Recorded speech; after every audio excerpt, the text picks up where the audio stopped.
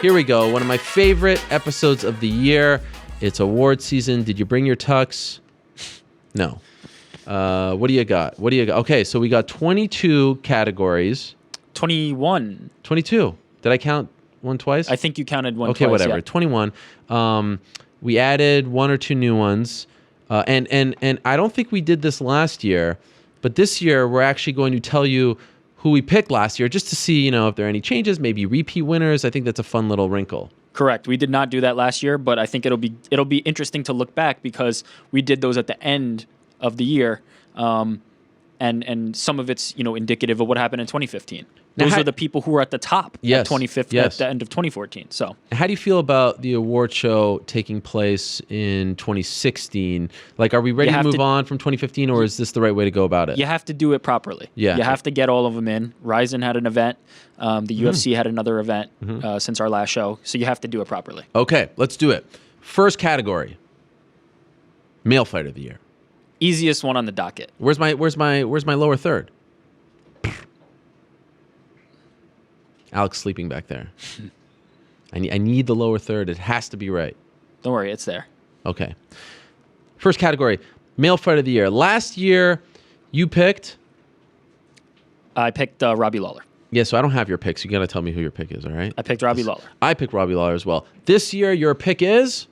Conor McGregor. Why? No doubt about it. Just if you take the 3 wins, Dennis Siver, Chad Mendes, Jose Aldo, that's an impressive list on its own. Those are 3 high level guys. Chad Mendes, a perennial contender. Dennis Siver, no slouch himself, and then Jose Aldo, what we considered one of the pound for pound best ever. But then you take into account the fact that he was likely injured in the fight with Chad Mendes. The reports are whatever they are. Oh, he was injured. And we don't, they want to downplay the extent of the injury because they don't want to, make it into a story. But he was injured. When you consider all the stakes that he was continuing to raise the bar and continuing to up the stakes himself in 2015, when you consider all the media obligations that he never missed any, that he continued to be the poster boy for the UFC, when you consider that after all that, he coached tough. Whether what you thought of him as a coach or how directly involved he was aside, he took on the responsibility of coaching tough. And when you consider all that, and that none of the fighters that I mentioned in those 3 fights lasted more than 2 rounds, including Jose Aldo only lasting 13 seconds, nobody had a better 2015 than Conor McGregor. And I'm not even going to mention the numbers, Ariel. I'm not even going to mention those. Which numbers? Like the actual all the pay-per-views, the gates, everything off the charts. Conor McGregor, I'd say the best year anybody's ever had in MMA history. Yeah, because let's not forget, well-deserved for Conor McGregor. Let's not forget, broke the record for FS1 in January, and then what he did at 189 as far as the gate was concerned, then he broke that record at 194.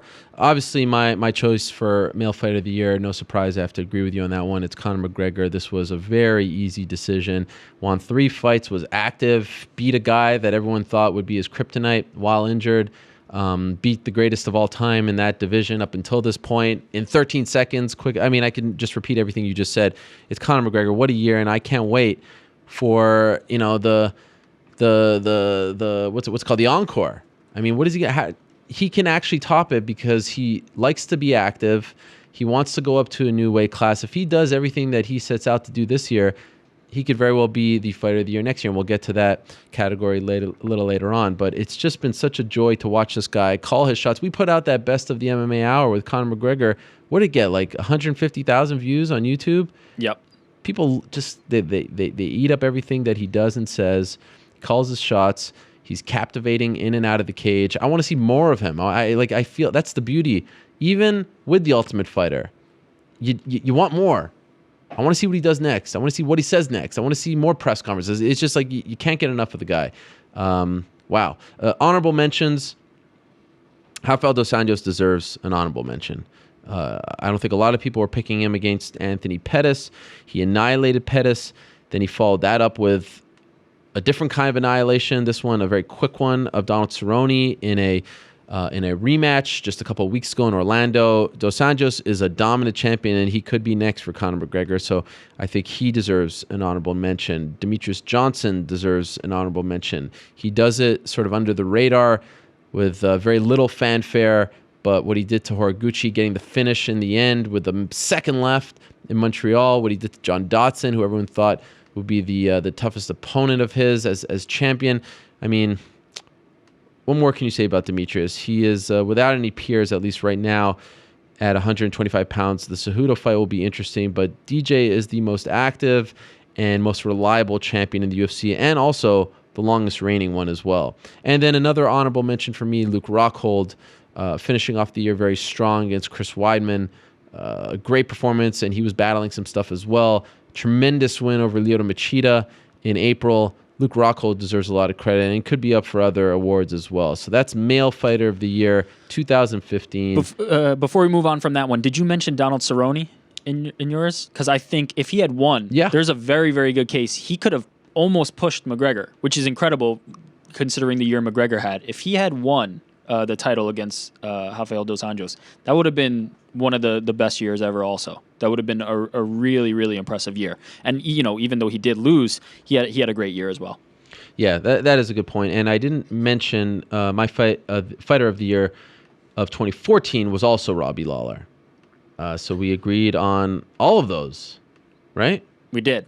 Okay, now let's move along to female fighter of the year. The suspense. Yes, I gave mine away. Last year, by the way, you chose... I chose Joanna Jędrzejczyk. Oh, that's right. And we had a whole big argument about it. Correct. And you're still wrong about it. Now, what she did this year, by the way, has nothing to do with how ludicrous that pick was last year. No, it was not ludicrous. That, right? It was not ludicrous. She had a very solid year. And remember, what I said was the wins on Tough did not count. I would have likely given it to like a Carla Esparza, but the wins on Tough did not count. The best year in the books last year was Joanna Jędrzejczyk. She was coming off a super close decision win over Claudia Gadelha.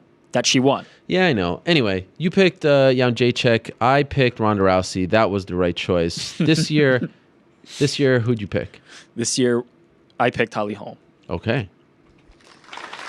There it is. Well-deserved guest of the show just moments ago. I mean, what a guest, right? Getting all emotional almost made me cry as well. It's impossible not to like her. It's impossible. Okay, so why is she? Is this an easy one? I already gave my choice. It's not easy because Joanna had a great year again. Joanna Jędrzejczyk had a great year again. And I also think that Ronda Rousey, we can't.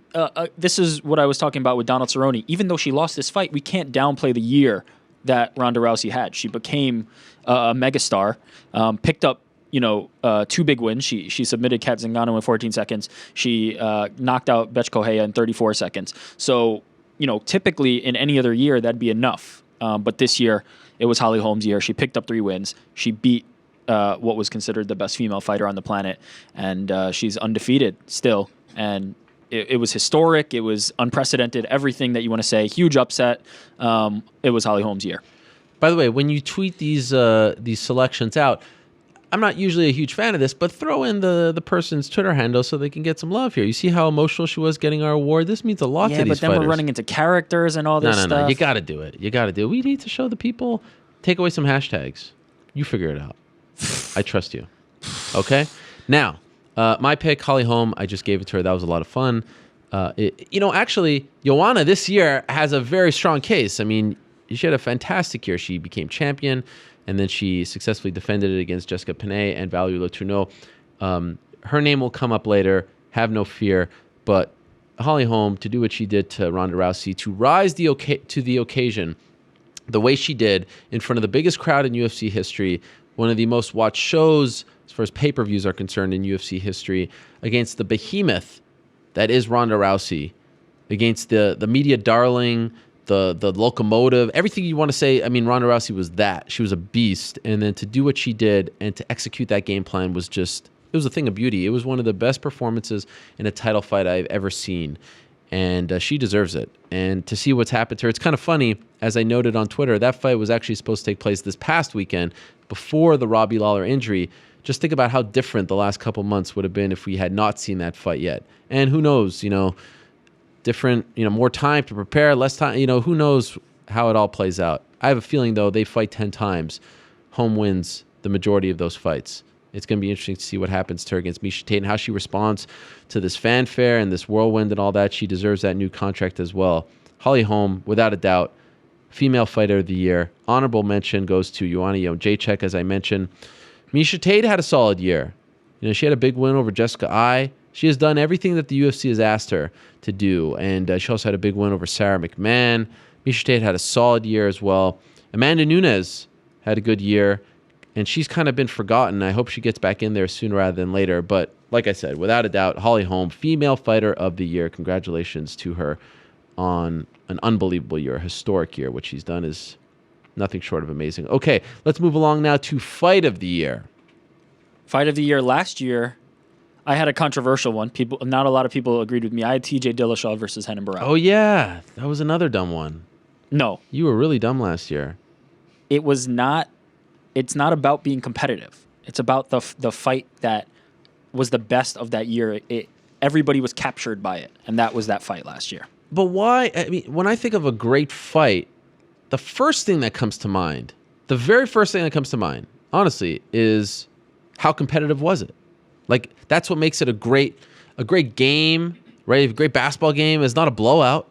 It's an overtime thriller. If it's special, a great game can't be a great basketball team blowing out the most. So if the New Jersey Nets beat the Golden State Warriors by 30 points this year, which game will be more talked about, that or a mid-season game between the Phoenix Suns and the San Antonio Spurs that's a shootout?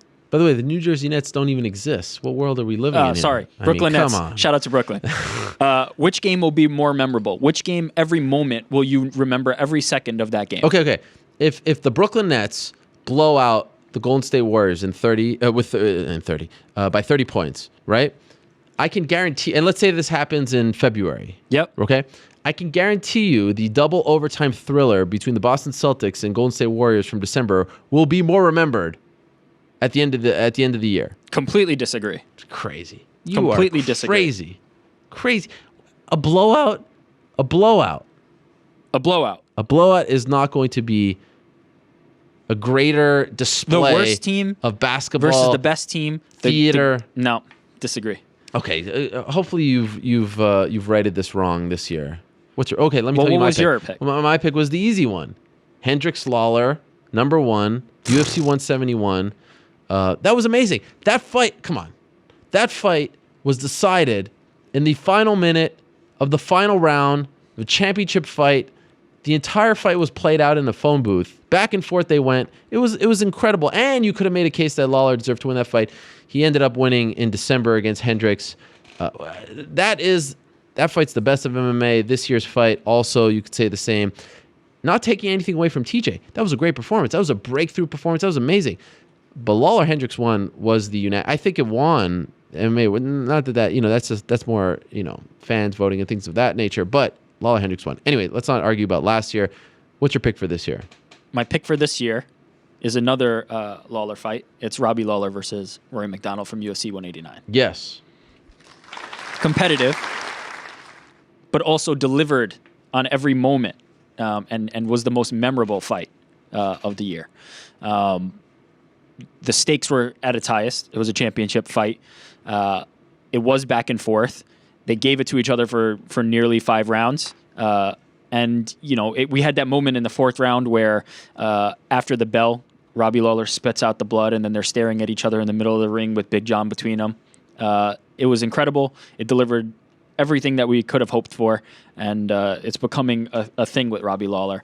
His was the fight of the year with Rory McDonald. Isn't that amazing? Did he win the fight of the year before that too? Or am I crazy? Before the one with Hendricks? Yeah. I can't imagine. Last year he won Fight of the Year for me and also Fight of the Year. Oh, okay, this is what I'm thinking. And this year he won Fight of the Year. I agree with you. It's Rory McDonald, Robbie Lawler, number 2, UFC 189. And then he may win Fight of the Year this year for 2016. Correct. After what just happened, and Round of the Year. That fight was great for a lot of reasons. The first that comes to mind is it was flying under the radar, and they were okay with that. It was the McGregor show, and then they end up stealing the show. It was amazing theater because Rory was so close to realizing his dream of becoming champion. And somehow Robbie digs deep, as he continues to do in the 5th round, and it's that punch was so painful to watch because you could tell Roy McDonald wanted to continue. It was like it was like that R. Kelly song. My mind's telling me no, my body's telling me yes. Well, this was the opposite. His mind was saying keep going, but his body just, it just crumbled. And there's that gif of him sitting up and then falling back down. It was heartbreaking to watch, but it was also, how do you not commend and respect what Robbie Lawler did in that fight with that huge gash on his lip, and then what he said afterwards, the emotion, showed up the next day to the tough finale. His face was all messed up. That picture afterwards of both of them, even Rory saying that was the greatest moment of his life. It was just an amazing fight. It was so much fun to watch because there were highs and lows. One guy was winning. The other guy started to take a bigger lead. Then the other guy comes back and finishes him off. And there was no controversy, nothing. It was a clean victory. What a great fight on the biggest stage of them all. So, yeah, that's my pick. Lawler, McDonald 2, UFC 189. Honorable mention, Daniel Cormier versus Alexander Gustafsson at UFC 192. Justin Gaethje versus Luis Palomino, the first one. Benson Henderson versus Brandon Thatch. Jeremy Stevens versus Dennis Bermudez. Andrei Arlovsky versus Travis Brown. LC Davis versus Hideo Tokoro. Chad Mendez versus Conor McGregor also was a great fight. Those are some that come to mind. Any others for you?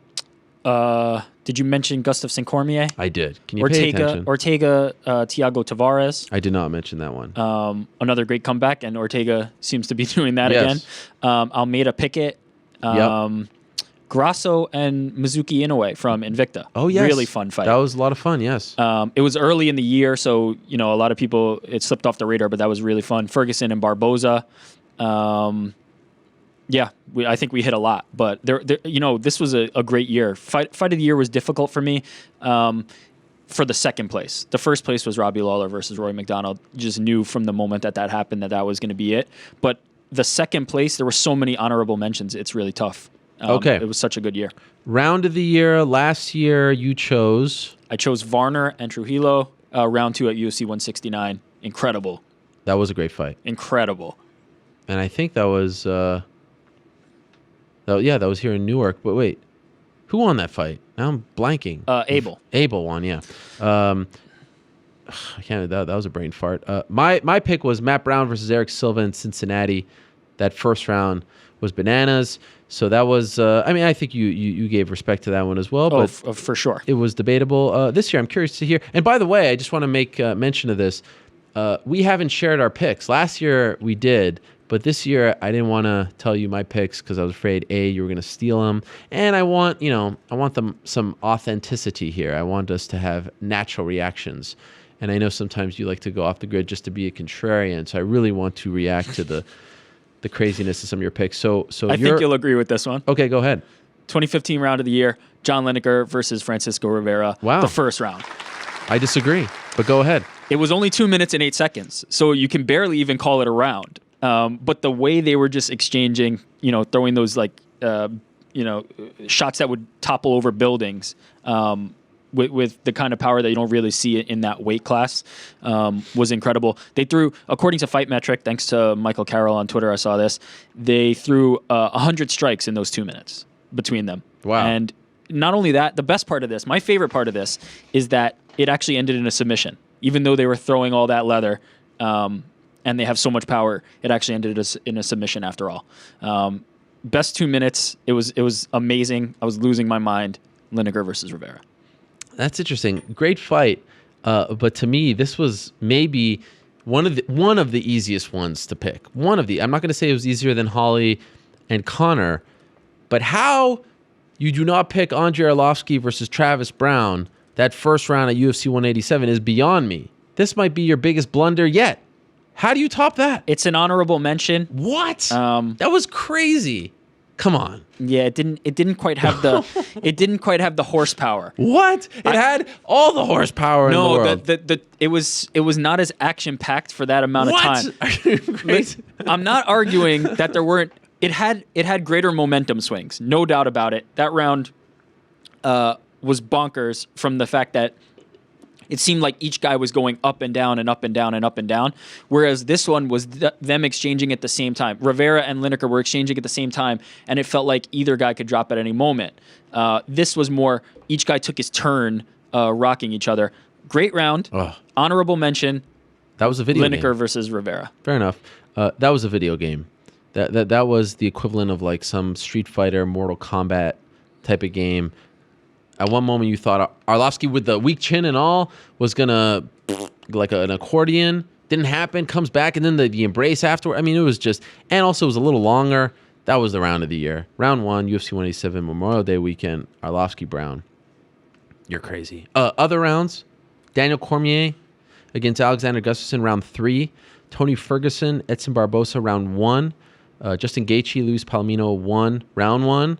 And how about that 5th round of Robbie Lawler, Rory McDonald? That was an amazing round when he finished him off. Any others that come to mind for you? Let's see what else I had an honorable mention. No, those were the ones. I mean, clearly Lineker, Rivera, and Brown, Arlovsky for me were the ones that stood. Is it weird that Lineker, Rivera didn't even make my honorable mentions? I have nothing to say about that. Yeah, that's weird. I mean, okay, you know what you need to do there. Okay, event. No. My bad. Because my things aren't in order. Knockout of the year. Last year, I went with Dong Young Kim versus John Hathaway in Macau. Remember that spinning back elbow? What'd you go with? I went with Joe Schilling knocked out Melvin Manhoef. Joe Schilling. At Bellator yes, that was 131. tremendous. That was tremendous. Yes. Okay, so what's your pick? My pick this year, I think many people are going to disagree with this, but it was my favorite. Frank Mir knocking out Todd Duffy at Ultimate Fight Night 71. Oh. Yeah, what happened to the applause for the last one? I mean, round of the year gets no love. Who's sleeping behind the wheel there? I loved this knockout. It wasn't the stakes weren't the highest. It wasn't the most meaningful fight in the world. But when Duffy face planted into the canvas, that was crazy. It was insane because typically you see guys bounce, you see them kind of wake up when they hit the mat. He went straight down, laid there flat, and Frank Mir went off and celebrated. It was bonkers. But like fight of the year, there's a lot of really, really good contenders here for knockout of the year. I imagine mine is not going to be one that many people have picked in the past, but this was my favorite. Yeah, it's a good choice. Very good choice. Great win. And it was part of a great story for Frank Mir, the sort of comeback that he was on. But as you heard earlier, my knockout of the year was Holly Holm over Ronda Rousey. And not only because of the magnitude, not only because it was Holly Holm defeating Ronda Rousey, it was an amazing knockout. Like, I can watch that sequence over and over again, how she decides to go with the kick to finish her off. That was video game-esque. Like, that was her saying, okay, these are the weapons that I have in my back pocket. I'm just going to finish you off with the most spectacular kick anyone's ever seen to finish off a title fight. I mean, that was just amazing. It was flush. Our own Esther Lynn got an amazing shot of it, an iconic photo. How is that? Explain to me, how is that not the knockout of the year? When you add, the stage, magnitude, the stakes, plus the actual execution, it all equals out to knockout of the year, and that's what Holly Holm did to Ronda Rousey in Melbourne. To me, another no-brainer. It was. I didn't want to forget anyone in the honorable mentions, but the actual winner, boom, easy. Holly Holm, Ronda Rousey. Now, you can make a strong case for Conor McGregor over Jose Aldo because all those other things I just mentioned, stakes, magnitude, rivalry, all that, boom. History, 13 seconds, it all equals up to McGregor and Aldo as well. I can live with that one. And that was tough. It was kind of a 2-horse race for me, but nothing else. Nothing else. Why didn't you pick Holly? Why didn't you pick Conor? The aesthetic was the big factor for me. This one, many of what people are calling the knockout of the year weren't one-hitter quitters. They were follow-ups, TKOs. This one was a one-hitter quitter, as was some of the other honorable mentions like Thomas Almeida's flying knee on Brad Pickett, one-hitter quitter. And that matters to me. Now, on the opposite end of that spectrum, the Tekken combo that Uriah Hall unleashed on Gegard Mousasi, yes, that could have been up there, even though it wasn't a one-hitter quitter. And then Joe Schilling on the other end of Hisaki Kato's Superman punch was another beautiful one. Yes. There were a ton this year. But for me, I don't know. There was something about this one, and I went back and forth. I had a million different thoughts, but this was the one I ultimately chose. Okay, so like I said, it was tough to include all the great ones. You mentioned a couple as far as honorable mention. Aldo Connor is almost, to me, is almost like 1B here, but I got to pick one, so I'll pick home over Rousey. Aldo McGregor, because it was just a great knockout. It wasn't a fluke or anything like that, and it was clean. It was just amazing. Musasi Hall, the David Loiseau, as I like to call it. You mentioned that one. You also mentioned Kato Schilling, a couple others. Santos Bosse, that was amazing. I mean, Bosse's body, I don't know if I'll ever see Steve Bosse again. After that head kick, he turned into a stiff board. Thomas Almeida, Brad Pickett, that was brutal. Paul Felder against Danny Castillo. Rumble Johnson against Alexander Gustafsson. That was in Sweden, no less, in the middle of the night, 4 a.m., almost early morning. That was a tough one to watch. Wonderboy Thompson against Jake Ellenberger. Incredible. I mean, any other year, these are all winners. It was nuts. Thiago Alves, liver kick to Jordan Meehan. Oh, that's really, there. really nice that's one. There. A couple others. Frank Mir against Bigfoot Silva. Frank Mir again. Remember that? Yep. Andre Arlovsky against Travis Brown. That could certainly deserve it as well. How about this one? It will fly under the radar a little bit, but it was equally impressive. Ioannis Jacek against Carlos Esparza. The standing TKO. Very rare. Is very, very impressive. That barrage, that beatdown was, I mean, again, and I feel like people have forgotten it now because she was on the receiving end of the knockout of the year. But Ronda Rousey's one-punch knockout of Bethe Correia would win in many other years as well. Don't cry. For fight of the year and knockout of the year, this was really stiff competition this year. Okay, let's move along. Yes. Great ones. What a year for knockouts. And I feel like I forgot a ton. Okay, let's move along. The next one is submission of the year. Last year, I had Ben Saunders, Chris Heatherly, Omoplata. A lot of fun. I think most people gave it to Ben Saunders. Did you as well? I also gave it to Ben Saunders. Yeah. Okay, this year. History. It was historic. Yes, it was historic. Sort of like Holly Holm beating Ronda Rousey or Conor McGregor. But Sure. Go ahead. My pick this year is...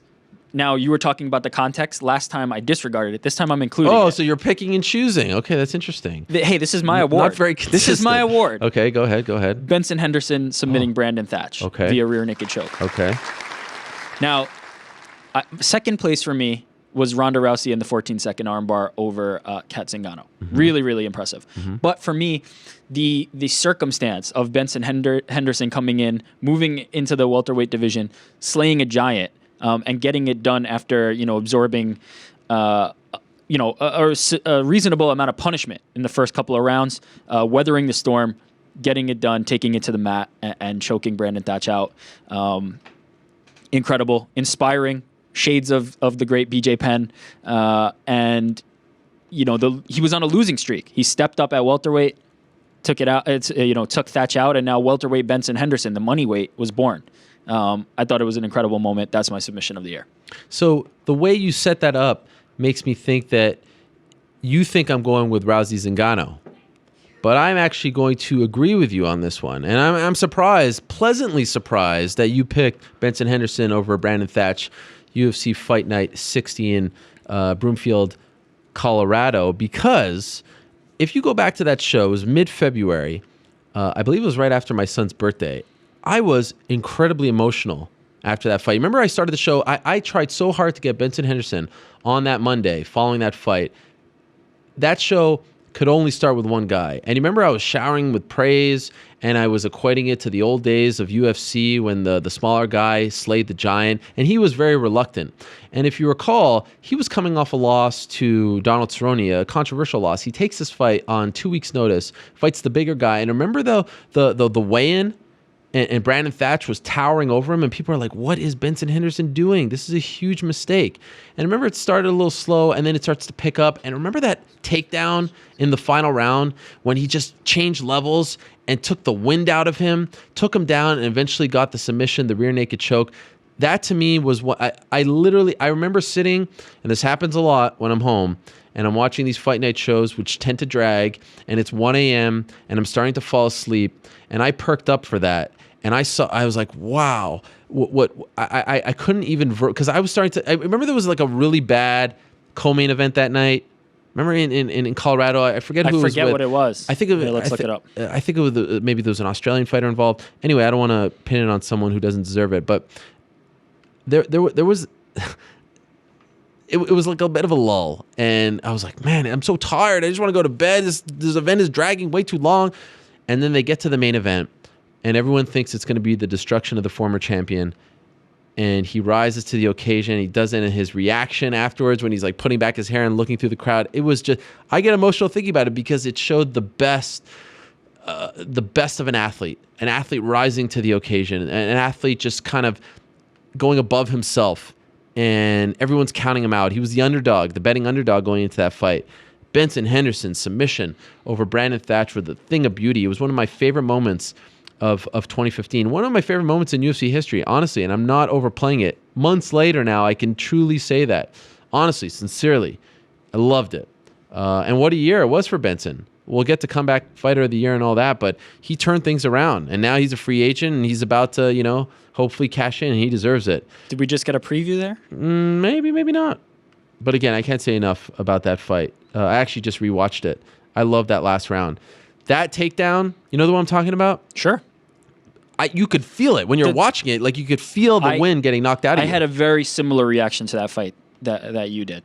It wasn't just a submission. It was special. It was a very special fight. Yeah, it wasn't just a submission. It was a guy, everyone counting him out and the size difference and the state of his career. It was everything that I love about this sport. Just a thing of beauty. It was watching someone who will on a stage athletically do more than you can ever imagine. Like I can never pull off something like that. We're just regular Joes compared to someone like him. So I could talk about that fight all day. Loved it. Okay, so that was our pick for submission of the year. Honorable mentions, obviously, as a lot of people would pick, and it certainly is deserving. Ronda Rousey against Kat Zingano back in February. Up until the knockout by Conor McGregor over Jose Aldo, that was the quickest finish in UFC history, 14 seconds, and really ignited her into the superstar that she became. How about Fabricio Verdum with a huge win over Cain Velasquez? Who saw that coming in Mexico in that fashion? That was a lot of fun. Demetrius Johnson, the final second against Kyoji Horiguchi in Montreal, 4 minutes and 59 seconds of the fifth round. Talis Laitis, Tim Boach, Jake Ellenberger, Josh Koscheck, Pitbull Strauss, Aljamain Sterling against Takeya Mizugaki in Newark, and Luke Rockhold, Lyoto Machida, another great submission as well. A lot of great ones this year. Two more for style points. Godofredo Pepe submitted Andre Fili via flying triangle. At Ultimate Fight Night 62. That was fun. And Angela Lee submitted Natalie Hills via Twister in 1FC. Yep. We don't often see those. I think we saw two this year, but that was one of them, and that was a lot of fun. But yeah, you nailed all the honorable mentions. A lot of important and really good submissions this year. Okay, so last year we had Prospect of the Year, and we changed that. Last year, remember, I gave it to Will Brooks. Who'd you give it to? I gave it to Will Brooks as well. Yeah, and you remember it caused some controversy. Like he was a little bit insulted by it, and it was just all weird, and maybe we didn't word it right. So I changed it to Breakthrough Fighter of the Year. Yep. This is kind of the evolution of Prospect. So it's important to know last year was Will Brooks, who had another good year. He's still the champion. Kudos to him. A very entertaining follow on Twitter as well. So this year it's Breakthrough Fighter of the Year. Who's your pick? My pick is Max Holloway. Interesting. That's a great pick. Now, my pick was actually the same when we had Prospect of the Year. Because originally, as you said, we started with Prospect of the Year. I had Max Holloway. And then when I thought about it, he's also the Breakthrough Fighter of the Year for me. At the start of 2015, Max Holloway, he was riding a 3-fight win streak, but it wasn't, the most recent was a knockout of Akira Kurosani at the time. It wasn't like people were proclaiming that he's the next big thing. Fun fighter, always good to see scrap. But slowly but surely over the course of 2015, he proved that not only is he, a fun fighter who's really, technical on his feet, but he proved that he's worthy of being in the talks for title contention at 24 years old, which is, incredible and a huge jump to make in 2015. He outstruck Cole Miller, had a really good performance there. Best performance to date, in my opinion, against Cub Swanson. Quick work against Charles Oliveira. Another one over Jeremy Stevens. He was active. He was impressive. It was his year, 2015, Breakthrough Fighter of the Year, Max Holloway. Yeah, that's a great choice. Also, to do what he did on Fox too. That was a big opportunity for him, and against a veteran like Cub Swanson. Great choice. My pick for a breakthrough fighter of the year is Joanna Jędrzejczyk, because even when she won on the prelims of a Fox show in Phoenix, as I mentioned earlier, it was a close win against Claudia Gadelha. She was still this unknown fighter, and we couldn't even pronounce her name. But then she gets put in a title fight. And remember, it kind of came out of the blue. We didn't expect Carla Esparza to return that quickly. It was just sort of announced when they had to change that card around. We still didn't know a lot about her. And then she gets to fight week, and she starts to steal the show with her face-offs, with her trash talk, with her attire. Remember the overalls and all that? And then her the cookie, and then the performance in the cage, the standing KO. I was blown away. And then she comes back, against Jessica Penne. She headlines the first title fight on Fight Pass, which is a sign of things to come, and gives her the necklace. And again, what she does, dismantles her face. Penne gets, nose surgery afterwards, and then plays second fiddle to a degree with Ronda Rousey on the biggest show ever. This time last year, we weren't talking about Joanna Jędrzejczyk like we do today. Oh, and by the way, on top of all that, she has legitimately turned into one of my favorite guests on this show. Name that poll in studio. She got the Reebok deal. She's been on a few times. Incredibly entertaining. A lot of fun to watch. A lot of fun to talk to outside of the fights and all that. Joanna Jędrzejczyk is someone who this time last year I wasn't thinking about on these terms and has become champion. So to me, that defines Breakthrough Fighter of the Year. What a year for her, and has really carried that division on her back in the sense that she wasn't a part of the Ultimate Fighter, and we were kind of wondering, will that division have a face? Will it have its own dominant, leader to give it some credibility? And there are some candidates, but she has really, in my opinion, taken that division and given it credibility and told the world that, more so in many respects than the flyweights for some weird reason. I think that she has really stamped it, and people get excited for strawweight fights because she's a part of it, and she's the face of the strawweight division. Congratulations to her on a fantastic year. Other breakthrough fighter of the years, breakthrough fighters of the year, Holly Holm. This time last year she had not fought in the UFC yet. She's a UFC rookie. Yep. We don't have Rookie of the Year, but she would certainly be in contention for that. Liam McGeary, what a year for him. The Bellator light heavyweight champion. Sage Northcutt. Now, I know it's just 2 wins, but we were not talking about Sage Northcutt. Makwan Amirkhani, great year for him. Burst onto the scene around a year ago in Sweden. Joseph Duffy. Now, I know he came off a loss, but we're talking about 2015. He had a great year as well. Tumanov, who just won this past weekend. Sterling, Aljamain Sterling, and Thomas Almeida are others that come to mind. I had all those as well. Yair Rodriguez. Great somebody one. we weren't really talking about at all, and all of a sudden he's everybody's favorite fighter. That's a good one. But I think, did you mention Henry Cejudo? I did not. Even though he debuted, I believe, in 2014, he had 3 wins in 2015, looked good, on his way to a title shot pretty soon. And Tom Breese from TriStar. Yep. But I think, we hit a pretty comprehensive list there. A lot of good young talent coming up. Now, the next award is Most Improved Fighter of the Year. Last year, I chose TJ Dillashaw. Interesting. And that's a great choice. I chose Donald Cerrone. This year, you chose? This year, I chose Ryan Bader. Ooh, that's a good one. I like that one.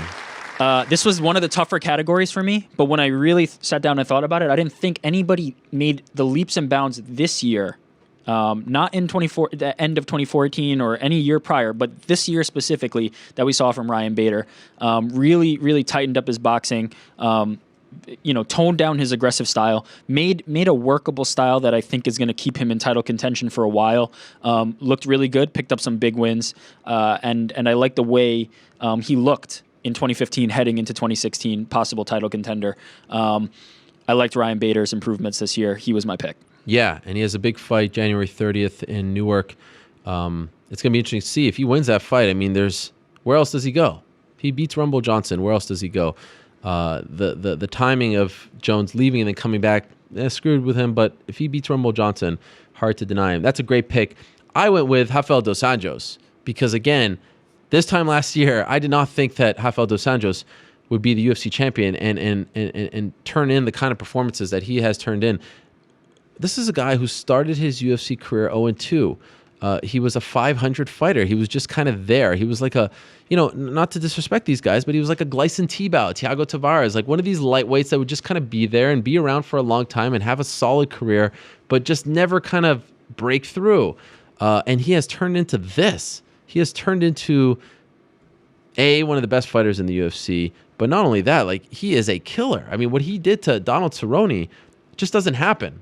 Now, I agree with you on everything you just said. Yeah. But I feel like we saw this already at the end of 2014. Man, to do what he did to Anthony Pettis in a title fight, and then to do what he did on Fox to Donald Cerrone is a different level than what he was doing in 2014. Possibly at a higher level, but the style, the hard work that was put in was already there. Cordero got him set for that at the end of 2014. I can't disagree with you because that was one of the selections I considered, but I just thought if we're encapsulating 2015, I feel like the jump in that year was bigger for Ryan Bader, whereas Dos Anjos, absolutely incredible. All the credit in the world is deserved, but I feel like he laid this down at the end of 2014. It was pretty clear that we were looking at something completely different. Fair, although in 2014 he lost to Khabib Nurmagomedov. Now he rebounded with wins over Jason High, the Benson Henderson win. Yep. Was a little controversial, but still, I think in hindsight, everyone gives him a lot of credit for that. And then the Nate Diaz win. But then to go from those guys to a title fight and to do what he did to Anthony Pettis, I mean, that was like the TJ Dillashaw win over Brow. That was just a 5-round beatdown. And then to come on Fox in a rematch against a blazing hot fighter and to beat him in 66 seconds, to me, he took a step. And even after the Diaz fight, I think a lot of people thought, like, okay, he's not going to beat Pettis. He's still going to be, in the top 5. Now he's number 1. And he's number 1 by far right now until Nurmagomedov comes back. I mean, wow. So to me, he's the most improved fighter of the year, and he continues to improve, and that's kind of the scary part. Other honorable mentions, Bader is there, 100%. I agree with that. Dave Branch. How about Dave Branch, what he's done?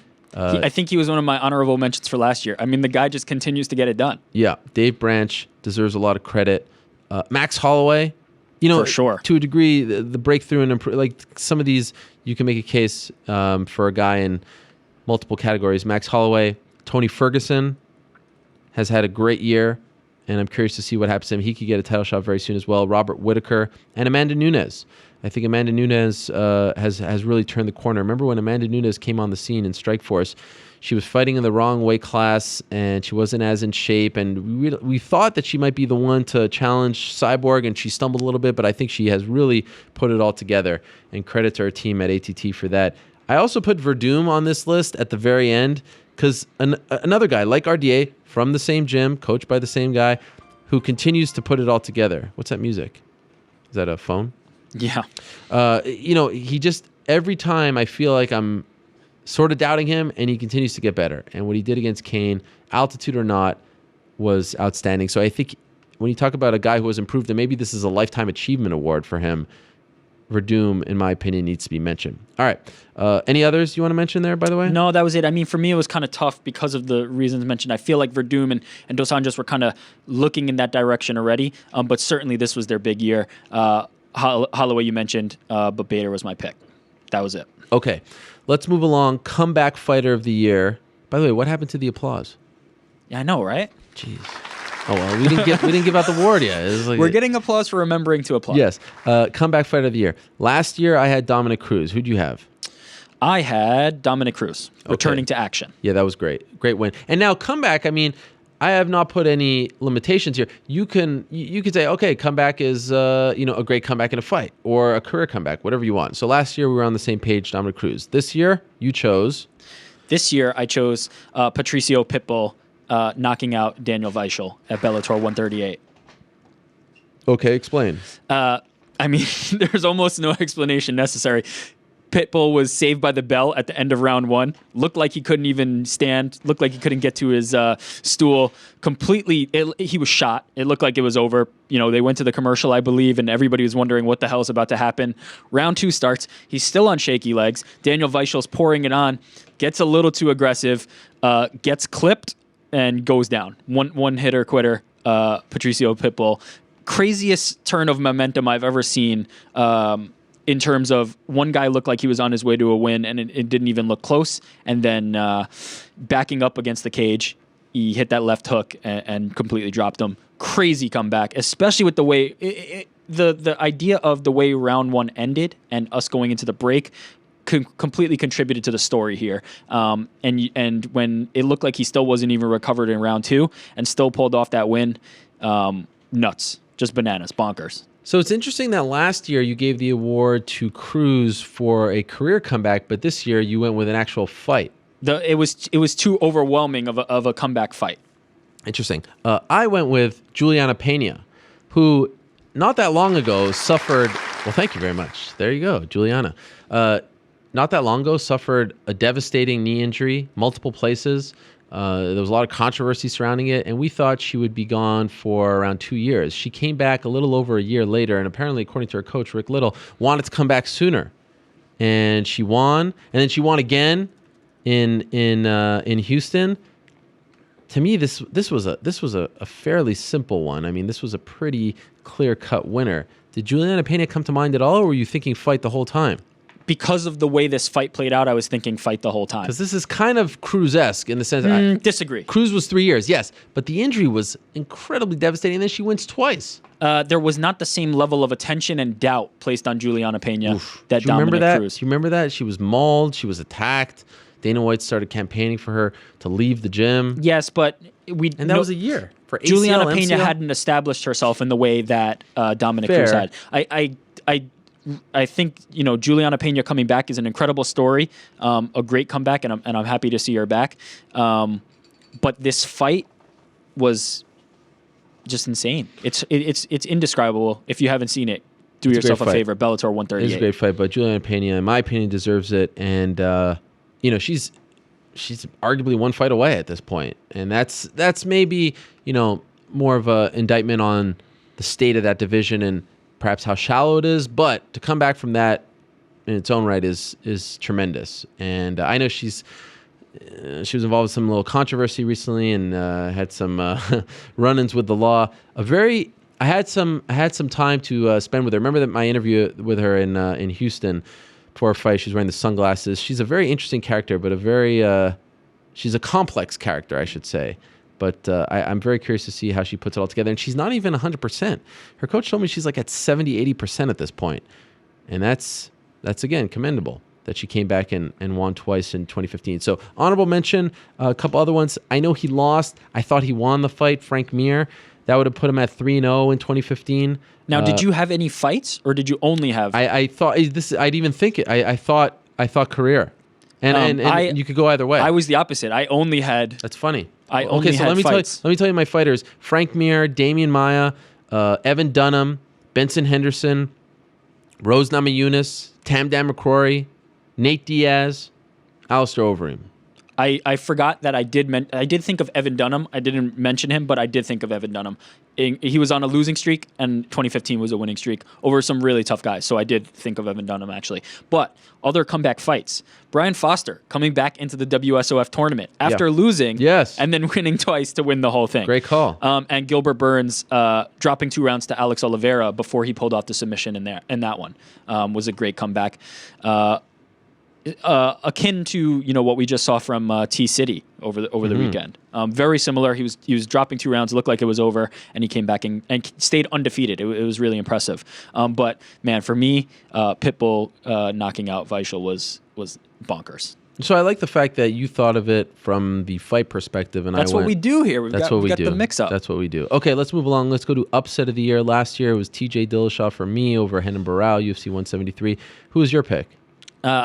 My pick was T.J. Dillashaw over Renan Barao. Okay, which is also a little bit... Oh, well, no. We don't get applause for last year's pick. Jesus. Although you know what? I'll take it. I'll take applause for last year's pick. Again, it feels contradictory to your whole fight of the year thing. But anyway, let's. How does it feel contradictory? Who's your pick this year? The fight of the year can't be an upset. Fine. Who's your pick this year? Sir? My pick this year, I forgot to mention, was Holly Holm. Oh, when we were talking about it, I skipped over that. But Holly Holm. So she could have won Ronda 6 Rousey. awards. She could have won 6. Jesus, we robbed her of one. Yeah, we did. We're gonna have to get her back on. there's no other one now. There actually were. This will be an interesting tidbit. There actually were bigger underdogs betting wise, statistically. Tell us. Frankie Saenz was a bigger underdog to Yuri Alcantara at Ultimate Fight Night 61. He walked away with a unanimous decision. Frankie Saenz, that is. Rafael Carvalho was plus 900 dog before closing at around plus 700 when he defeated Brandon Halsey at Bellator 144. So actually, Holm defeating Rousey was not even the biggest upset betting wise of the year, not even the second biggest. Wow. Which is very interesting. But in terms of the circumstance, it was clear that this was the biggest upset of the year because the people that were tuning in, the millions, were not ready for what was about to happen, and Holly Holm shook up the world. By the way, how do you find that? Like, how do you find? Well, the betting site Best Fight Odds has a tracker that keeps track of all the odds as they've come out and how the lines move. So I think that was as of the lines at 5 dimes. But again, this is not like an exact science because different books have different lines or anything like that. But you can roughly keep track of how much that was. And but by no book was she the biggest underdog of this year, though. Still, my pick is Holly Holm over Ronda Rousey. I told that to her earlier in the show. I don't care about a little. There we go. Very nice. I don't care about a little, couple odds here, there, whatever, points, whatever you want to call it. The magnitude of the moment, no one was giving her a chance. And I can't even put Holly Holm over Ronda Rousey in the same discussion as some of those other fights because those were just fights. Well, at the end of the day, they were just fights. That's fair, but the Bellator one was a title fight. Let's not diminish that, but yeah, I completely agree with you. Hey, I'm just trying to give credit where credit's due. It was a title fight. Yeah. By the way, Tyron Woodley needs to stop responding to everyone on Twitter because he's just making it worse for himself. Like he's responding to Damian Maia. Like, you can't do that, man. You're gonna fall into a fight. I'm sorry. I just noticed that right now. That was just such a big deal. Again, big stage. I've said it all about the fight. That's the pick, without a doubt, in my opinion. Holly Holm, Ronda Rousey, another pretty easy one as well.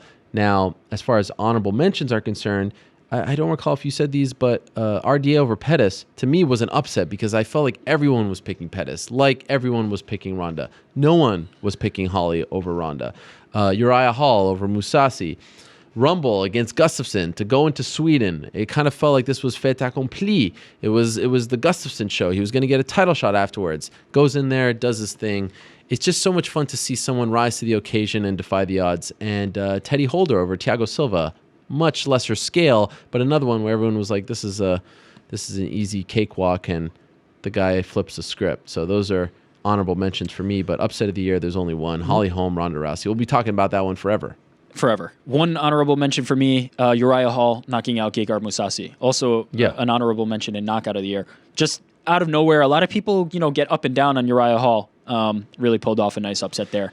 Yeah, he lost, shortly thereafter, but that doesn't take anything away from the Loazo finish, as I like to call it. Okay, so that's upset of the year. Congratulations to Holly Holm. Who'd you pick again? I forget now. I picked Holly Holm. Oh, you did? Oh, that's right. Okay, let's go to Coach of the Year. Last year, I picked Rafael Cordero. Who did you pick? Last year, I picked Rafael Cordero. This year, who did you pick? This year, I picked Rafael Cordero. So did I. Now, so last year, we obviously picked him because Verdum won the interim title, and Dos Anjos was doing his thing, and King's MMA was rolling. Why'd you pick him this year? For the same reason. He picked up 2 champions this year. And I felt that there were other contenders. Obviously, American Kickboxing Academy had a good year. But if you look at head-to-head right there, you had Fabricio Verdum beating Cain Velasquez. So that was one in his favor.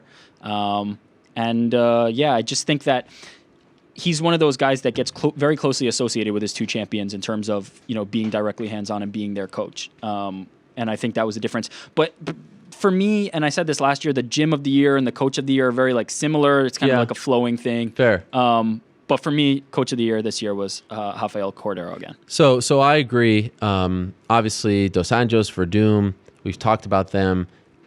As someone was telling me this, I won't say who, but they were talking to me about just how good of a coach Cordero is. And of course, he's a legendary coach, been doing this for a long time, Shootabucks. People are starting to flock to him, and he's really fucked him again, I should say, and really established that gym as one of the best in the world. And it's a smaller gym with a smaller team. But they were talking about what he was saying going into the Cerrone fight. And they were saying that his line of thinking was, okay, what does Donald Cerrone do a lot? He drinks. Let's attack his liver.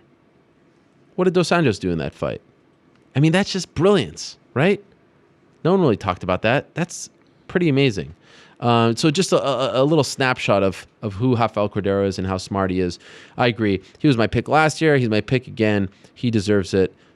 And I think there were this was a tougher one for me than it was last year. Others that definitely deserve a mention. Javier Mendez, AK, had a great year. Somewhat marred by the fact that he lost to, Kane lost to Verdum. So that was kind of AK versus Kings.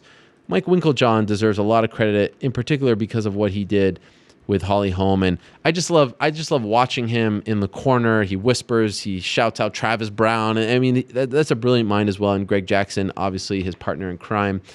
Dean Thomas deserves a lot of credit. He's become one of those great minds in MMA, and he's doing that MMA analyst thing, or I think it's called a scouting report, whatever it's called. We had him on the show, I think it was last year at this point, but he's become a great mind, and the guys at ATT think very highly of him. Speaking of which, Mike Brown has become a great coach as well. I'd love to see Mike Brown's record when he's cornering someone, because I feel like he's always in the winner's circle. Again, this weekend with Dustin Poirier, a couple others. John Kavanagh, I think, deserves credit. Now, Conor is Conor. He's the fighter of the year, so you can get credit just for that. But even, and I know that they stumbled a little bit, Paddy Houlihan and Gunnar Nelson. Gunnar had a big win earlier in the year, but what he's done with Ashling Daly and really just taken that gym that's just sort of this Irish gym and become worldwide. And now you got guys like Makwan Amirkhani and others that want to train there. Kavanagh is a brilliant mind. One of my favorite guests on the show, one of my favorite people in MMA. He's very smart. And I also, this has nothing to do with Coach of the Year, but I love the fact that never goes to the press conference or anything, like just is off doing his own thing, doesn't want limelight, doesn't want the spotlight, doesn't want acceptance, is just happy doing his own thing. A very, very unique guy. And I know Weidman faltered, but Longo, I think, deserves credit for what he did up until that point with Weidman. Sterling's year, Ally Quinta's year, Longo, one of the best in the business as well. So those are some that come to mind. Just wanted to mention, it goes beyond Dos Anjos and Verdum. Beneil Dariush had a good year. Shogun was 1 for 1 for the year. We forget about that, but he's a Kings MMA guy.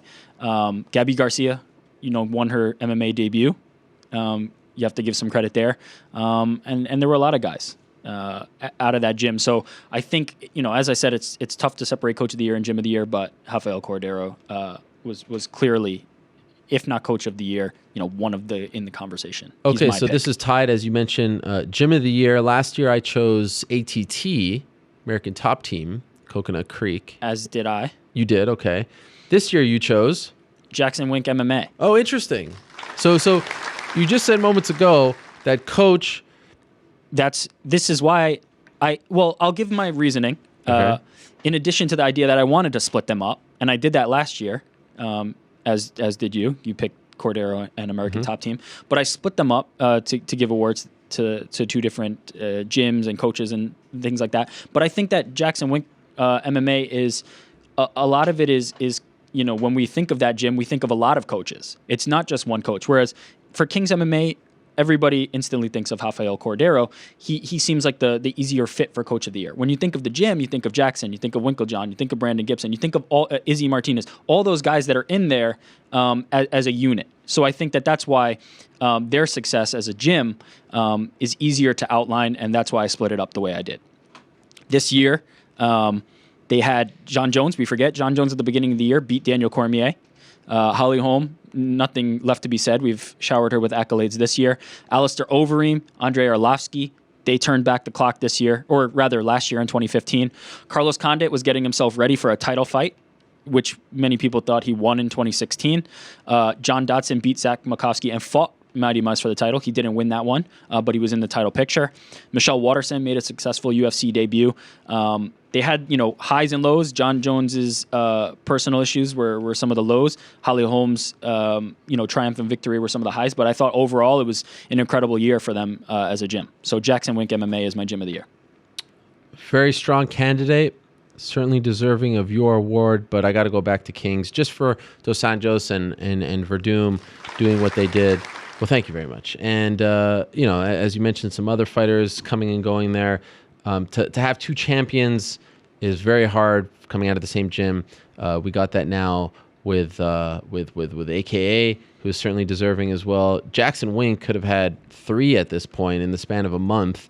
But unfortunately, Carlos Condit and Donald Cerrone stumbled as of late. But Kings, to get 2 undisputed champions in 1 year, that's got to be the gym of the year in my opinion. It's the usual suspects.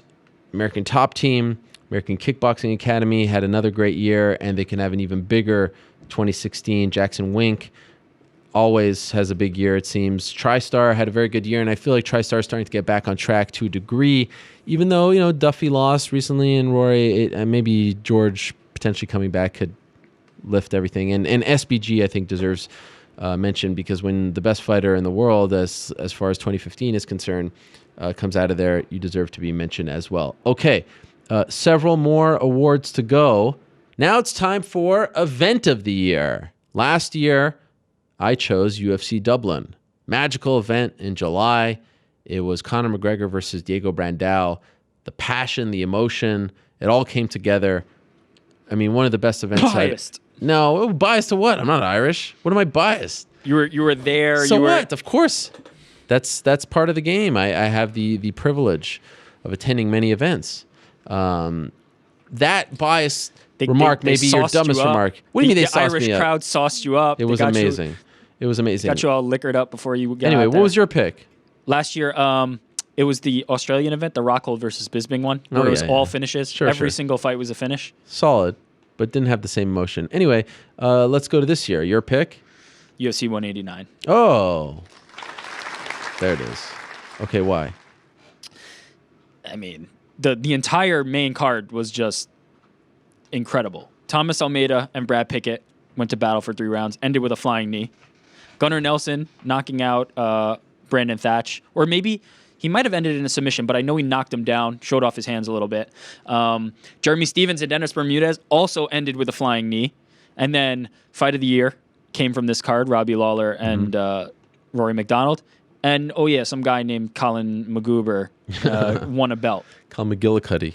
189, the main card of 189 should just be put in a time capsule and shown to future humans, because it was amazing. I think it'll be very hard to ever top that main card. And also, what made it special was they introduced the new graphics. They had those intros on the cage, the walkouts. Like it made it feel as great as 194 was. And that was a little different. And even 193, they were kind of the same. This one felt fresh. It felt new. It felt different. It felt unique.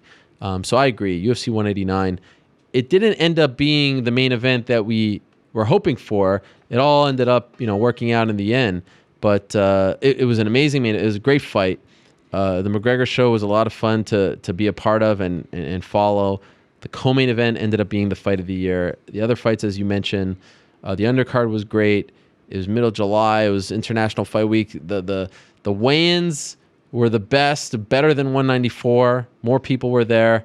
It just had it all. It had everything that you want out of an MMA event and more. It was magical. It was. You remember afterwards how we felt? Like I felt exhausted emotionally. It was a roller coaster.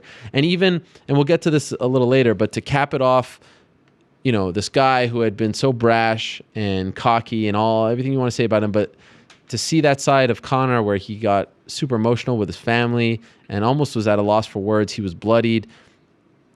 Amazing event.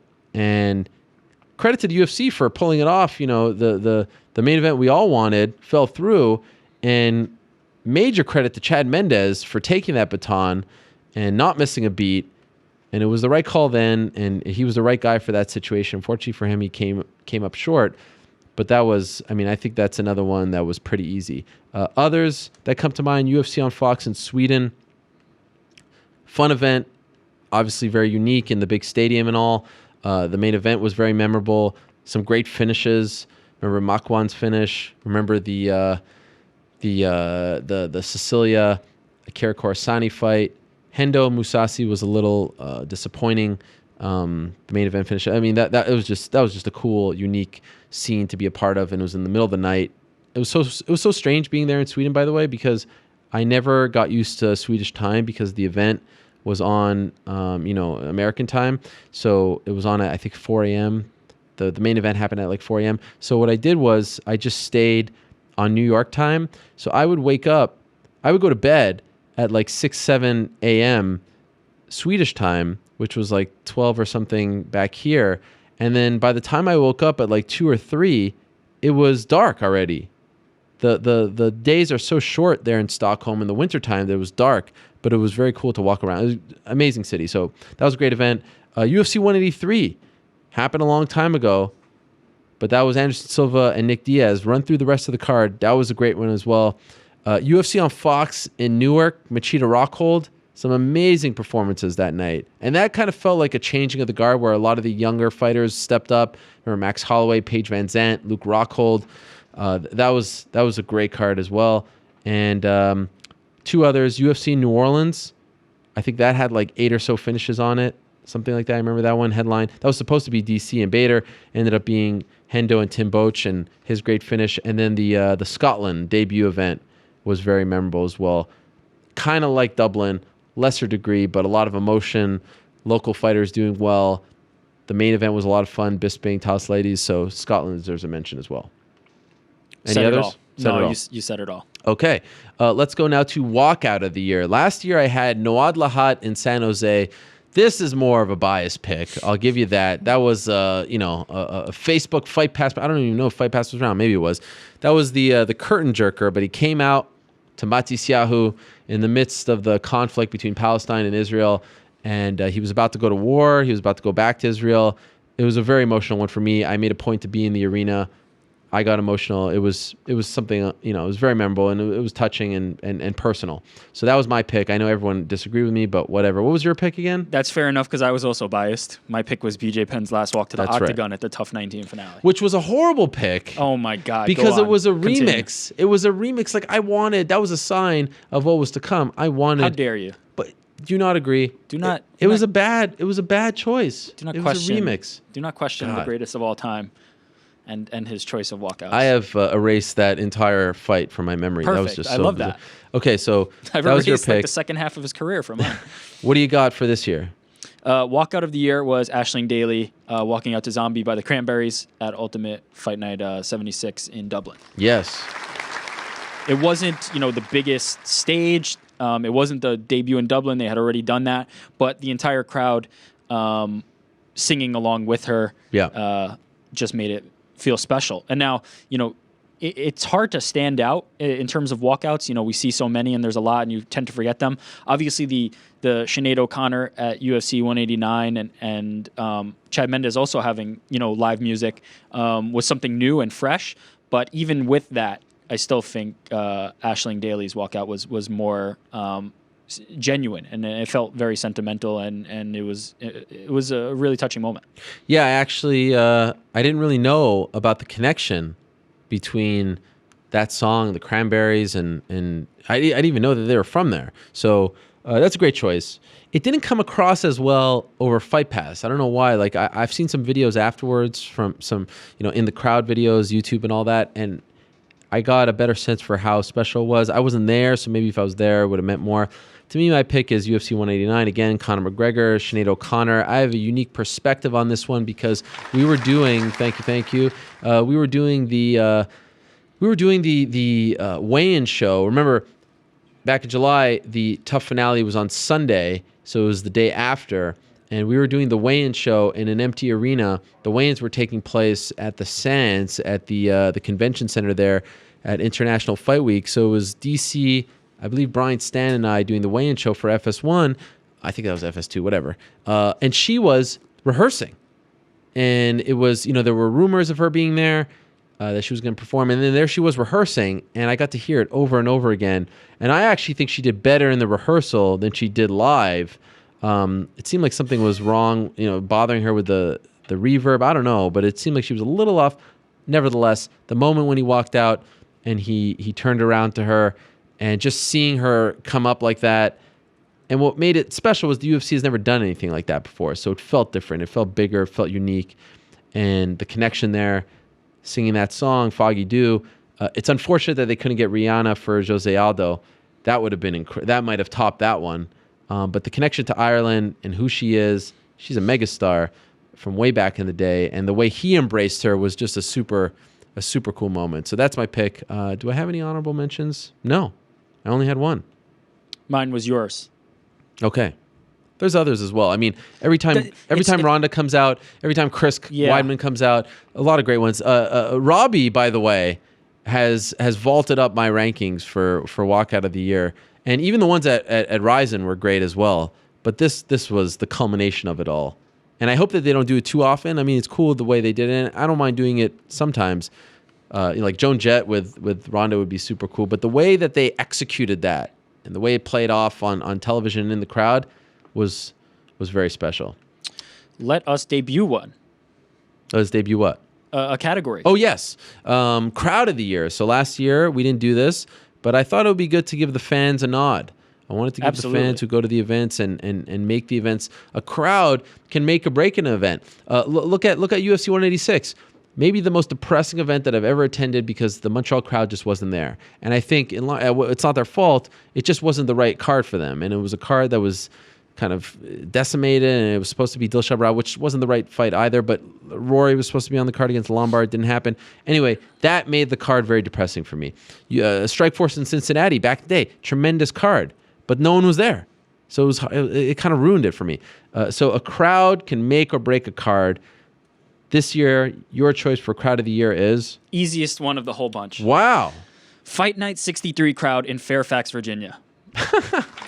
That's a tongue-in-cheek award. That is the best crowd of the year because it produced one of the best moments of 2015. Yes. It's a good call. Which was raging out Iaquinta, asking if the crowd was booing him, and it turns out they were, and they were also giving him the middle finger, and he gave it right back to them.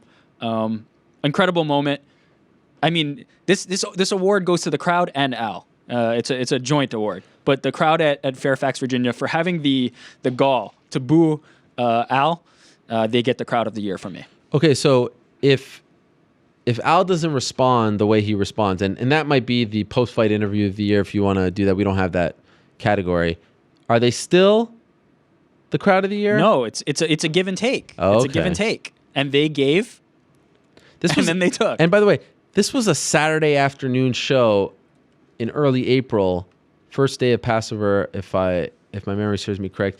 This was not exactly like, I mean, you're taking liberties, and I'll accept it. Excuse me. I'll accept it because of what they produced. They were a part of the show in that sense. But let's be honest, not exactly what I think of when I think of the Crowd of the Year, but I'll take it. My pick is Scotland because they had been banging the door. They had been berating the UFC and in particular Dana White. They have been asking for a debut event. They've been asking for the UFC to come there. They got this new arena, is all good, and they showed up. And it came across on television. They were boisterous. There's moments where fighters are jumping into the stands, and all their heroes won. Joanne Calderwood won, and Robert Whittaker and Stevie Ray and Michael Bisping, UK fighter, wins. Very big and important fight for him. So Scotland to me was a great crowd. I mean, I could have gone to Dublin again. I could have gone to UFC 189 here.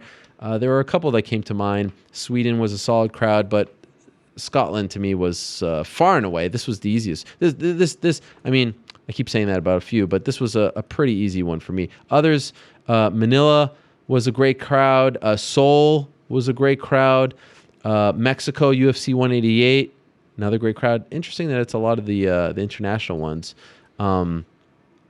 Boston was actually, remember Boston in January? They showed up when the Patriots are playing in the conference championship. So that was a great crowd. Actually, surprising to me, UFC 184, a great crowd. Weidman Belfort fell off, but man, the way they reacted to Ronda It was a packed crowd, a lot of celebrities there. It felt like a big deal. So LA UFC 184 deserves a mention as well. Any for you? Any more? No, I mean, it's tough. I don't get to go to all the shows, so it's Right. tough for me to kind of really gauge that. But I thought this was I'm surprised you're not picking Glory in Oklahoma or something, some How dare casino. you? That was not this year. And also, it's not MMA. But Fair enough. the Amsterdam show would damn sure be up there. Yes. Okay, let's move along to Feel Good Story of the Year, one of my favorite categories.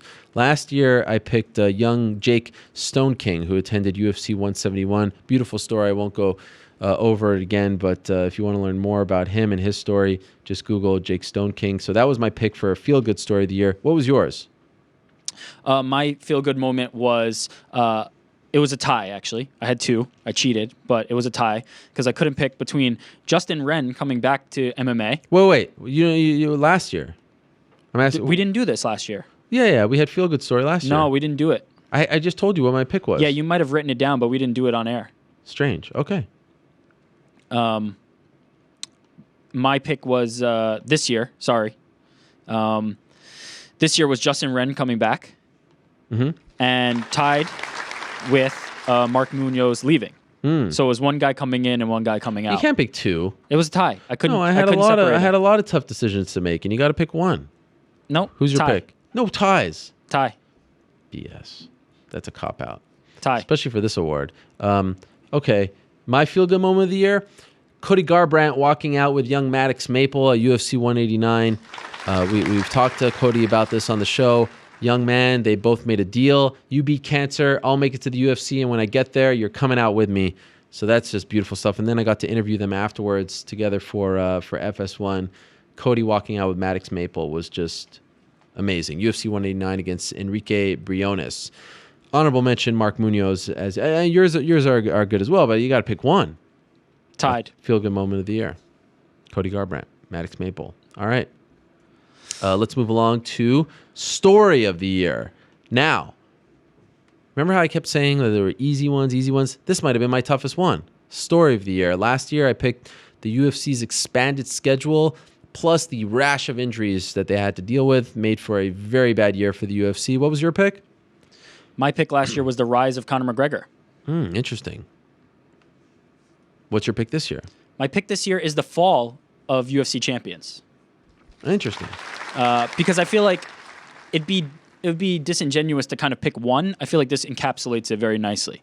One of the big story of 2015, John Jones was stripped of his belt. Cain Velasquez dropped his belt. Chris Weidman dropped his belt. Anthony Pettis dropped his belt. Jose Aldo dropped his belt. And Ronda Rousey dropped their belt.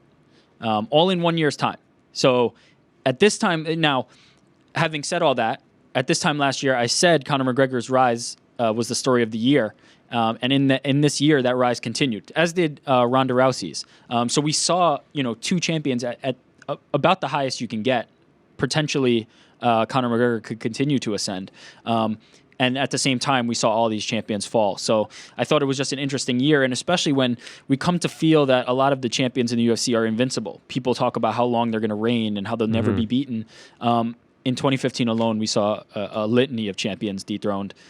So I think that overall encapsulates a lot of stories, but that was the singular story for this year, the fall of UFC champions. So that's a good one. Actually didn't even make my honorable mentions. There was so much here, and this is what made 2015 one of the most interesting years to cover the sport and the best years, and it was just unbelievable when you think about every month something massive, and that's what made the MMA beat in particular a lot of fun to do as well. These are my honorable mentions first. Reebok, I mean, we could spend a whole show just on their year and their inclusion in the sport and their involvement in the sport, but just the beginning of the Reebok era, gigantic. The beginning of the USADA era. I mean, these are things that we're going to be talking about for years and years to come. These two stories in particular changed the face of the UFC, the shape of the UFC, the future of the UFC, changed the sport, changes the way fighters decide where they want to fight. I mean, just gigantic. Others, the rise and fall of Ronda Rousey, which kind of goes under your umbrella, the rise of Conor McGregor, and the World Tour playing off of that. World Tour was just an amazing execution by the UFC, and putting it all together and how it culminated in Dublin with stealing the belt. That was amazing. And playing off my pick last year, the UFC rebounding from maybe their worst year to having their best year. Incredible turnaround for the UFC. That was a huge story. The return of Kimbo Slice in Bellator, their best ratings, and finally doing that Ken Shamrock fight. The potential breakup of Team Alpha Male and the definite breakup of TJ Dillashaw and Team Alpha Male was a very big deal. So those are all big stories. But to me, and one more. This one was kind of tied to my final pick, but it's not. The fall of John Jones and then his comeback, which will actually play out this year. That could be the winner right there, the fall of John Jones. Sure. Huge. And what happened and him getting arrested and going to jail briefly, it was mind-numbing. It was surreal. But and I hate to do this, but there was one story that kept coming up throughout the year, and they're even tied to some of these. And it's the madness that is the Nevada Athletic Commission. If they don't deserve that applause. Take that applause away. But I hate to say it, when you go back to January, right, and you see John Jones, it comes out that he got busted for cocaine when he shouldn't have been tested, and then he has to go and do these interviews and stuff like that. Who was to blame there? The Nevada Athletic Commission. And then Anderson Silva gets popped. And of course, later on, we have months later his hearing. That was under the Nevada Athletic Commission. Nick Diaz. What more can you say? That could be the winner. But that was because of the Nevada Athletic Commission and what they done to him. And hopefully they will fix this sooner rather than later. I hear that business is picking up there, by the way. Again, Nevada Athletic Commission. Nevada coming out with their new guidelines, punishments, and not even adhering to them with the Nick Diaz situation. And completely ignoring the USADA stuff. Husimar Palhares being completely inconsistent there. And then refereeing and judging. It always seems to come back to the Nevada Athletic Commission. So to me, the story of the year, and it's cheating a little bit, but when I started to think about what happened to Jones initially, what happened to Nick Diaz, what happened to Anderson Silva, Hector Lombard, and that was a good thing. But it just kept feeling like the Nevada Athletic Commission was a part of the biggest stories of the year. So story of the year, Nevada Athletic Commission, and how they became these figures on Fight Pass, and it's just, and I hate to do it, but I got to. It just kept coming back to Nevada, the fight capital of the world. Kept coming back to them. You feel me? I feel you. You mentioned a ton of storylines that are going to play out, that played out last year and will continue to play out. I actually hate this one because I feel like Reebok and USADA and Diaz on his own and Jones on his own, his two stories, Anderson, those can all win. But it just felt like the Nevada Athletic Commission kept coming back and rearing its ugly head. Sure. And by the way, funny thing, I see them from time to time at the events. None of them say hello to me anymore. Well, you've been hard at work. Yeah, hard at work. Okay, let's move along. That's the story of the year. What a year it has been. What a year. It's just been an amazing year to cover MMA. Can't imagine how they top it in 2016 as a sport. We are so lucky. I know you're not a journalist, but you do a show. I am. And I know some people don't like to believe that, but I have a piece of paper that says I'm actually a journalist from Syracuse University. I'd like to see it. Yeah, it doesn't. It's. I'll print it for you. The amount of stories that come out, like big, earth-shattering stories, just amazing. I feel like we're very lucky to be covering this sport. Okay, let's move along to moment of the year. What was the moment that defined 2015? You gave it up earlier. When you talked to Holly. For me, it was the moment Holly Holm knocked out Ronda Rousey. Yes. I feel like there's almost no other choice for this. It was one of the easier ones just because simply the world was one way. Then she knocked out Ronda Rousey and the world was a completely different way. In fact, an opposite way, where Ronda Rousey was, a punching bag and she was at the bottom when she was formerly at the top, and people couldn't wait for that opportunity. And Holly Holm was the plucky underdog and then became the invincible champion. No swing of momentum happened in a greater way in 2015 than Holly Holm knocking out Ronda Rousey. It was the moment of the year. By the way, Ally Quinta chiming in on Twitter. You see that? Yep, Jabroni. Jabroni crowd of the year. What a guy, Ally Quinta. Gotta love him. A great pick. And honestly, did I say this already? Much like story of the year, moment of the year is very, very hard because Conor winning is a very big deal, and DC winning the belt. What a moment that was, and the post-fight interview was fantastic. Holly's knockout is a moment in its own right. Holly's reaction to the knockout and the win and the way she was like, look at me, world, you know, that moment, she's crying. That was a great moment. UFC 189 and Conor's reaction to winning. And in particular, I'm thinking of snapshots here. Like if I could tell someone this is 2015, jumping on the cage and embracing John Kavanagh and then embracing his family, and how emotional he was backstage.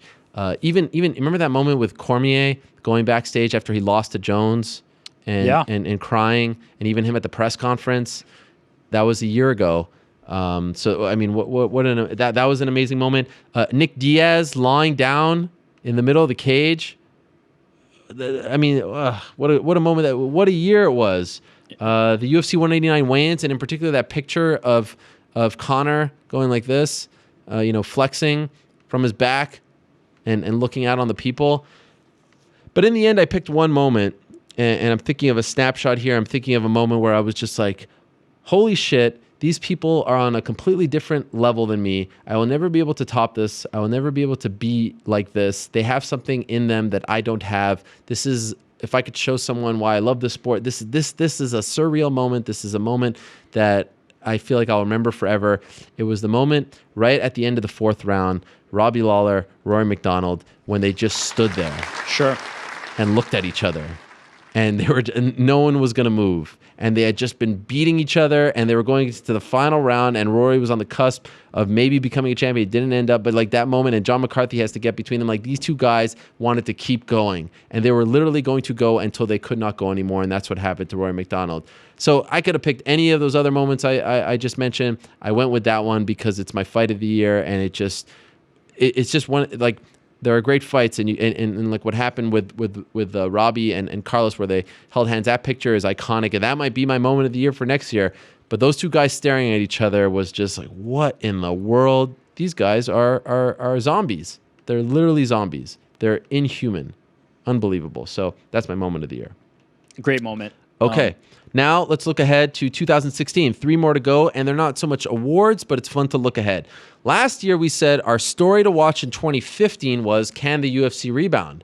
And hey, they rebounded.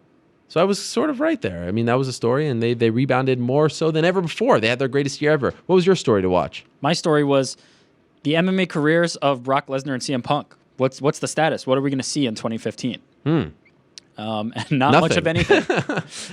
Nothing. Brock Not the Lesnar. story of the year for 2015. Wow. Okay. That was a swing and a miss. Story to watch in 2016. What is it? The greatest of all time is back. GSP. Incorrect. Oh. Jonathan Jones. Oh. The greatest of all time is back. And in any other sport, this would be celebrated in a remarkable way. And now John Jones, having taken some time off, is coming back. And I think the people who he's going up against are in big trouble. And I think he's going to have a big year in 2016, and I think this is the biggest story of 2016.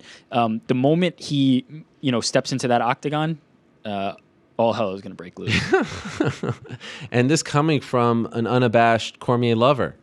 I love Daniel Cormier, but make no mistake about it, John Jones is the best light heavyweight right now. He's the best light heavyweight ever, and I think he's the best fighter ever. And him returning in his prime to this sport is the story of 2016. All the other stuff is window dressing for him returning. So others, that's a great one. New York is obviously one. The potential return of GSP, CM Punk's eventual debut. These are all great ones. But to me, the story to watch in 2016 is free agency in MMA, because this has become a growing trend, especially as of late, tail end of the year. Benson Henderson, Aljamain Sterling, Alistair Overeem in particular. Fighters are going to fight out their contract. And this is good. This is healthy. This is a good part. This is evolution. This is how sports should be. This is not, a fighter turning their back on the UFC or being ungrateful. This is what they should do. And sometimes you gamble and it works. Sometimes you gamble and it doesn't work, and then you kind of have to come back and take a little less than you wanted. But to me, I'm curious who else is going to do this and who else is going to talk about it. Some people like Alistair Overeem didn't want to talk about it. Others like Aljamain wanted to talk about it. Benson didn't really want to talk about it. There was another one that I think I'm forgetting. That was a high-profile one. But I know of others that are about to come up. And I think it's going to be really interesting to see, does one of them go sign with Bellator? And does that start the Dan Henderson trend, the snowball effect? Will someone go off the grid and go to ONE FC or a World Series of Fighting? What happens? So I think that's a really interesting new story to watch this year. There are a couple here and there, Gilbert Melendez and Dan Henderson, as I mentioned, but never quite like this. And I feel like a lot of guys are starting to talk about playing out their contract and just doing what other athletes do. Fight out your deal, become a free agent, test the market, see how much you're truly worth. It's going to be really interesting to watch. So that's my story to watch in 2016. My fighter of the year for 2015, boy, did I screw up on this one. I said it was going to be Anthony Pettis.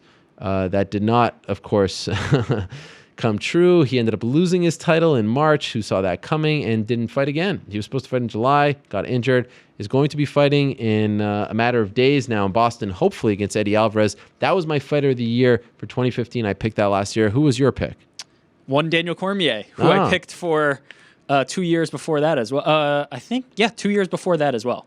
Daniel Cormier has been a running tradition for my fighter of the year looking ahead.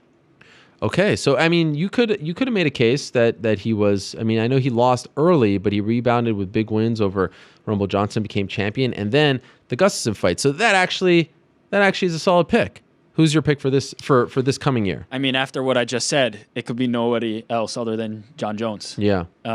He's coming back, and if we thought he was good before, imagine he just took a year off to rest himself, not due to injuries, cleaned up his life. I can't imagine how good he's going to be. And I'll say this. I think he's got a better chance this year of being a 2-division champion than Conor McGregor does. And that's scary. That's a scary thought. And, man, John Jones is going to come back with a vengeance this year. He's my pick for fighter of the year. Now, obviously, this is a tough one because it all depends on activity. Some guys are not going to be as active as others. Exactly. Donald Cerrone's always a perennial contender. Guys like that. Robbie Lawler, he just started off the year with a huge win. So it's tough. But I think even if John picks up 2 wins, he's going to be that guy just because we've missed him. It's a great point. The main thing I was looking for was activity on a big stage. So you got to look at who's fighting, at least 3 times, who's going to be active, who's going to win. So, look, I know he wants to do this. I know he wants to be active, and he's going to be fighting in big fights. So I had to go with Conor again. I just feel like he's going to be really active. Can we get some applause, please? Yes. There it is. I just feel like he's going to be very active this year. And so it might be an easy one, but I got to keep riding that train. My pick for 2016 Fighter of the Year is Conor McGregor. Okay, last category, and it's a personal one for us. It's who's the guest that you want to hear from the most in 2015? My pick last year? No, Lorenzo in 2016. Oh, yes. Well, yes, 2016. My pick for last year was Lorenzo Fertitta. And I struck out on that one. I tried to get him episode 300, wanted nothing to do with it. So I didn't get him. Still the one guest that is eluding us. Who was your pick? My pick was one Bjorn Rebney. Oh, interesting. Okay. We didn't get him either. So we struck out on both. Who's your pick for this year? My pick is one Bjorn Rebney. Wow, me too. I didn't even remember. I did not even remember that you're stealing my pick right now? No, I didn't remember that you were actually on that bandwagon since last year. Yes, I was. And the Joanna champion bandwagon as well. So obviously Mexico. The Mexico tweet. We need to know what's going on. And I have some other ones, or do you want to weigh in on Bjorn first? No, go ahead. Some other ones that I broke them into a few categories. One, ones that we've seen many times, but are some of my personal favorites. Al Iaquinta, Will Brooks, Tyron we Woodley, got those. Dominic Cruz. Yeah, but I'd like to see them more. I'd like to see them fair enough. throughout 2015, Conor McGregor. Now, some that we haven't seen in a while. Here's a list. Yeah. Jose Aldo, Josh Koscheck, Vanderlei Silva, King Mo. Did you know that we didn't have King Mo on in 2015? You're kidding. King Mo was actually supposed to be on this week. I'd love to have King Mo back.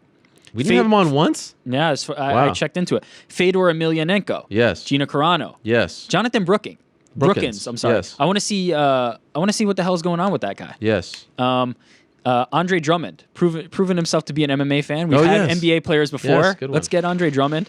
The Rock. I think that'd be an interesting one. Almost had him. Mauro Ranallo and Bas Rutten. Yes. And then Prebeck, who disappeared. Yes. That's a great one. Wow, you killed it on this one. That's the list. Way to end strong. I got nothing to add to that. I did pick Bjorn just because I find it fascinating that not a single person has talked to him. He hasn't done any interviews, and just wow, what a story to be told there. But I agree with every single other choice that you just mentioned. Wow, that was a great list.